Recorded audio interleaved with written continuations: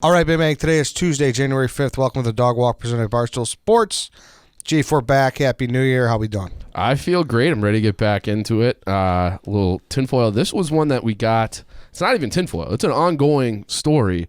But my DMs and mentions were flooded being like, if you guys aren't talking about this on Tuesday, fuck yourselves. Like, this is sneaky one of the biggest stories going on right now. It's all over the news, and we're gonna give our little spin on it. Yeah, for sure. But before we get to it, though, I do want to talk about our friends at Roman, Chief. Obviously, most guys have tried different ways to last longer in bed. But, you know, doing the old thinking about what's going on with this guy, thinking about we're doing an Amish episode tomorrow, thinking about what the Amish are up to, doesn't always work. Yeah, you know who probably needs Roman swipes more than anybody is the Amish. They have no visuals. They have no porn. They don't have anything. They'll probably show up and like they need something to dull their senses a little bit. There you go. So go get some Roman swipes, all right? They're clinically proven as a way to last longer in bed. They're effective, easy to use, and fast acting, but they don't require a prescription. Roman can ship swipes to you in discreet, unmarked packaging, and each swipe packet is small enough to hide in your wallet for whenever you need it. They're super easy to use. Just take the swipe out of the packet, swipe it on, let it dry, and you're good to go. That's it. All you got to do to get your hands on these is go to getroman.com/dogwalk, and you can get your first month of swipes for just $5 when you choose a monthly plan. That's getroman.com/dogwalk. Make sure you'll get this Roman. I mean, it's a no-brainer. You got to get it. Got to get it. So, go get Roman, and then let's get to the topic here, Chief. Like you said, people have been banging on the door. We took a week off that they want to hear about this. So I'm excited to jump into it, even though it's not a great story at all. Well, not for him. Yes. Yeah. It's an unfortunate story for him. Should we just say who it is? Yes. We're going to talk about Jack Ma. Had you heard of Jack Ma before this? No, Okay. but I obviously, so he's Alibaba, is that it? He's the founder of Alibaba. Okay, I know what that is. Okay, so Alibaba, and if you don't know what it is, it's basically the Chinese answer to Amazon. It's a giant e-commerce site. Jack Ma, he's like 56 years old right now. He founded this thing in 1999. So, you know, China's still an emerging country at that point. They're not. They're obviously trending towards being a world power, but you know, we're talking 20 years ago. It was a different landscape, and he kind of looked around. He famously like tells these stories about how he had been applying for all these jobs everywhere, just getting rejected over and over. He applied at like a Kentucky Fried Chicken at his town. They hired 24 people apply. 23 of them got hired. He was the one who didn't get hired. Wow. So he got into, he's like, I got to find a new way in so I can just work. And he started like designing websites for all these companies. He's like, I can do this. And he's like looking around to, you know, America, and kind of had the idea to do like a Chinese version of Amazon. And that's when he created this Alibaba. How the fuck did he mess up the chicken that bad? I kidding me? I have no idea. Like, how do you go into that? I mean, like, so much in China and here too, but definitely more so there is who you know. And he was, you know, kind of, it's almost like an American dream story, but taking place in China, where he was kind of a rags to riches guy. Like he founded Alibaba with $60,000 and like 18 different, you know, employees and helpers, and they just started it and grew it and grew it and grew it. And it is like this, you know, those are the stories that we're familiar with here. I started my garage. I did this, I did that. Now it's this giant company. And same thing in China with Jack Ma, is they're becoming more capitalist, but it's like this balance between, and that's what we're finding. That's at the crux of this thing here, is a balance between the Chinese Communist Party, like, which is their ruling party. It's not like we have Democrats and Republicans. No, in China it's the CCP, and that's it. So everybody's a part of that party, and you kind of have to have connections to that party to get anywhere ahead. What do you get? Are you dying to get the joke out? Can you get it out before? I don't even know. Or is that just a snake draft joke? Because I've just, you know, I know people who listen to both are going to be sitting here being like, "Oh, Chief's probably trying to hold a straight face right now." I don't even know what you're talking about. Like, maybe the joke is just that I said is going over my head. So why don't you just? Well, Red Ed. Oh, I mean, even you are not into this category. Yeah, Okay. so this is a separate thing. Like, we like to keep that. I'm sure that we could do a Photoshop of this Xi, the Chinese, the premier of Xi. Yeah, like, you could be that guy. But yeah, this is Red Ed. It's the Chinese Communist Party versus kind of this emerging CEO billionaire class in China, which Jack Ma is certainly a part of. And maybe I think he might be he's the second wealthiest person in all of China. Ooh, okay. So 99, he decides to do this, and it's interesting because Amazon started 94, so inspiration 5 years later from Amazon. Yep. And it's crazy to think that, I mean, is he as popular as Bezos is here? In some sense, like, kind of more popular. Like, he's changed the game. He's changed it, but he's also like an outspoken personality. So he's not afraid to be critical of the China, or historically has not been afraid to be critical of the Chinese government party, the Chinese Communist Party rather, and that's kind of the issue here, is that, you know, there's a long history of Chinese, like, prominent Chinese businessmen who just fucking disappear, and, you know, and now it looks like maybe Jack Ma thought he was so wealthy that he was an untouchable, but in China, nobody is. So when I say so wealthy, I said he's the second wealthiest person in China. He's worth anywhere between, that's an estimated 48 to 60 billion dollars. So he's a top 20 most wealthy person in the world, according to Forbes. And, you know, that company, that Alibaba Group, that company is just, it's become a behemoth, and I just feel like we don't use it as much, but that company, like, its valuation is you know, we're talking like hundreds and hundreds of billions of dollars. Like, it is a giant company. So it's not quite what Amazon is, but it's the clear number 2 in that space, and he's made a shit ton of money because of that. He also founded this other, it's like it's a digital payment platform called Alipay, so similar to Alibaba, but that's a part of a separate group called Ant Financial, which he founded as well, and they're set to go public soon. And that company has been given a $313 million or $1 billion rather valuation. So they're just processing payments. They said they did $118 trillion worth of payments in 2020. They have 80 million different merchants. Like, it's like he has this whole other company. It's almost like not Bezos, but the other guy, Elon Musk, where Elon Musk did PayPal. He's doing the SpaceX thing. He's doing Tesla. He's doing a million different things. It's not like Jack Ma's kind of like that, where he has these separate companies that are both like crazy successful. So I should say I got that number wrong. They were set to raise $34.5 billion. It would be the world's largest IPO, and that was in October. So huge company.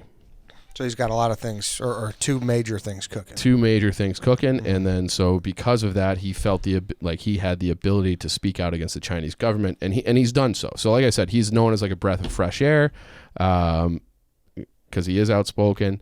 And then he said before, in October 2020, he criticized the Chinese banking system because this Ant Financial is heavily a big player in that space, in the financial space. And he said that the Chinese banking system is akin to a pawn shop. So government didn't like that. He's butted heads with the premier of China, the guy Xi, many times. They had a G20 summit, which is like an economic summit for all the world leaders. And he kind of went head to head with Xi there. And they've traded these barbs like kind of publicly. And then, you know, maybe Xi just had enough, because this guy, Jack Ma, he likes the camera. Okay. Like, he's out there. He's normally very active on Twitter. And like, the first real red flag that something was wrong was that he hosts a show. It sounds like it's similar to Shark Tank, but it's called Africa's Business Heroes. Okay.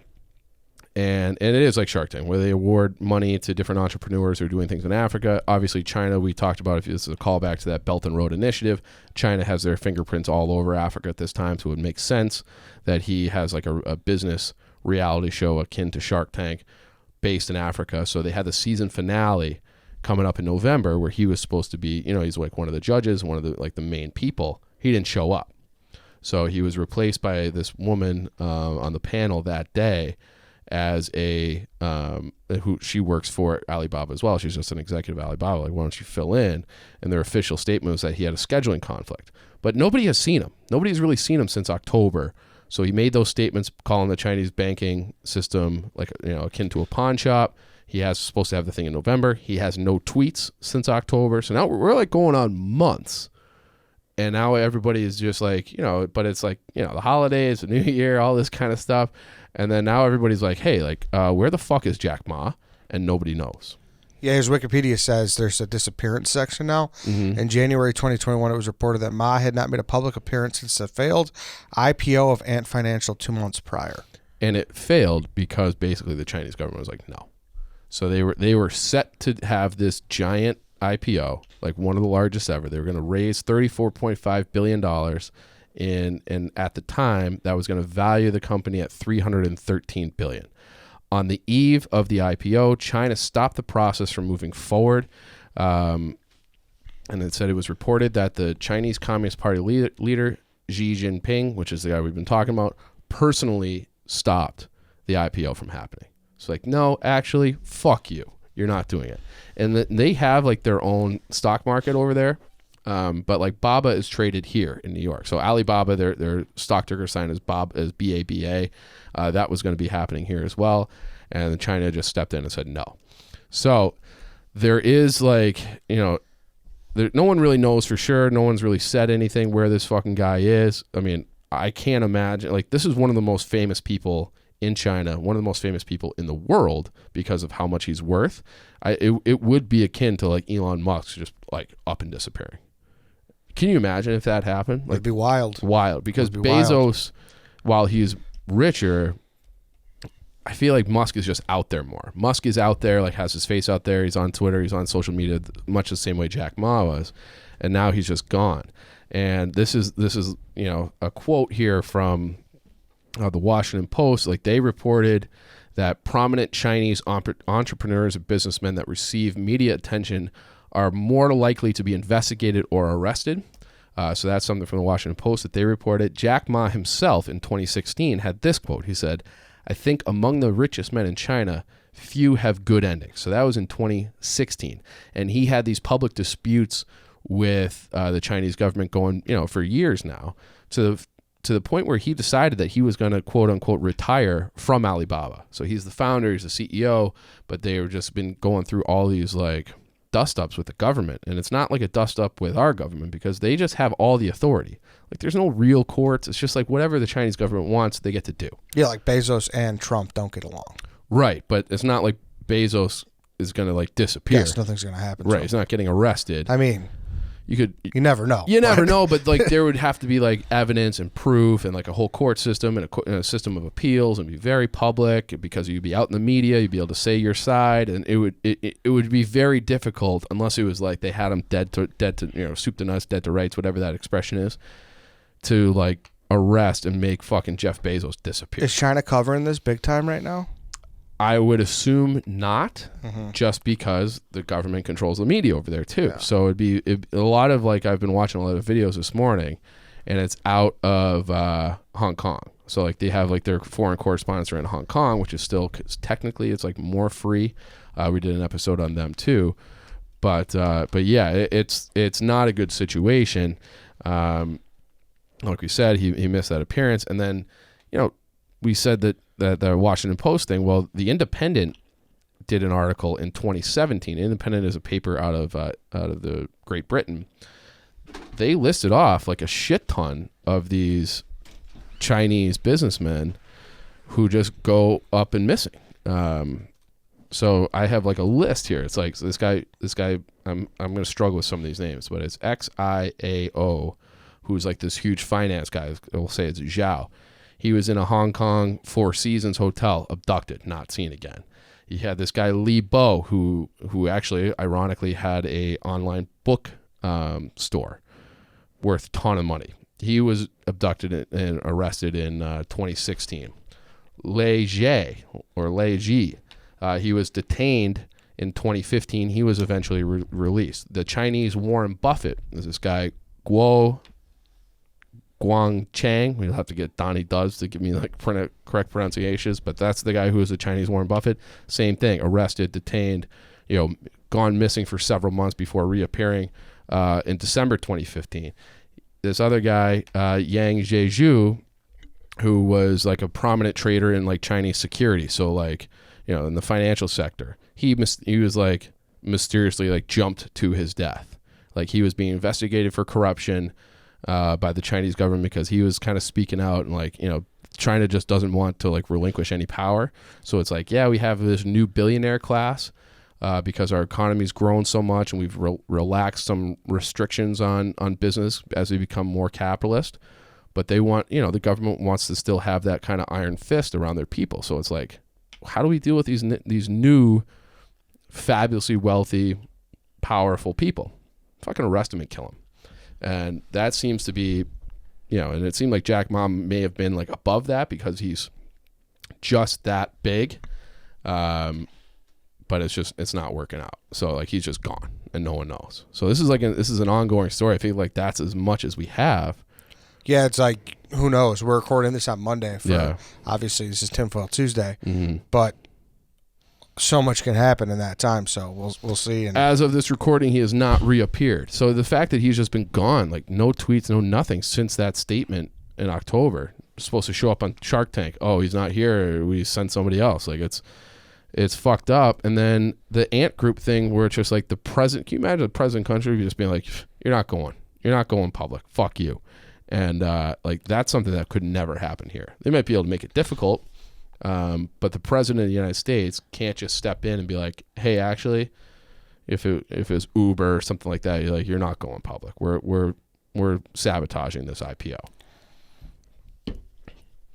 Man, there's a lot of It's a scary place. It's a scary place, and it's just one of those things where people are always like, "Man, it's so fucking bad here." I don't know. At least it's not that. That's fucked up, man. Yeah. And I'm interested now, obviously. Like, I feel like in different aspects, we were curious about the Samsung guy, because we didn't know if he was alive or dead. Right. That was like a Weekend at Bernie's situation where it's like they were pretending he was alive. But he's dead now. I don't know if we updated people on that. He's officially, they said he was dead, confirmed dead. But this is one I think I'm going to be interested in to kind of keep going on. This could turn into kind of how we did a lot of Epstein updates. We'll see if there's anything there. If you're, and exactly, and he's a type of guy like who he's very inspirational to a lot of business people in a way that you don't see from many Chinese CEOs and entrepreneurs. So he's done like a public speaking circuit before, and he's done things where he's like, what's the key to your success? Hiring people smarter than me. He's like, I don't know anything about management. I hired great managers. I don't know anything about technology. I hired great, people, great CTOs. And so he's just this guy who's like both at the same time, like humble, but also like, I can do fucking anything. And that's like, if you're the Chinese Communist Party, that's a guy who's pretty fucking dangerous, and people like him. He's outspoken. They like him, not just, in China, but internationally. Like he's a well-regarded, well-renowned person. And now he's just disappeared. Because he's a guy that's he promotes change. So that's exactly right. Yeah. Well, so we don't. This is all alleged. I don't. Yeah, he could have just been. He could be off in fucking Mongolia or something, like, or Tibet, like praying. Like, who knows where he is?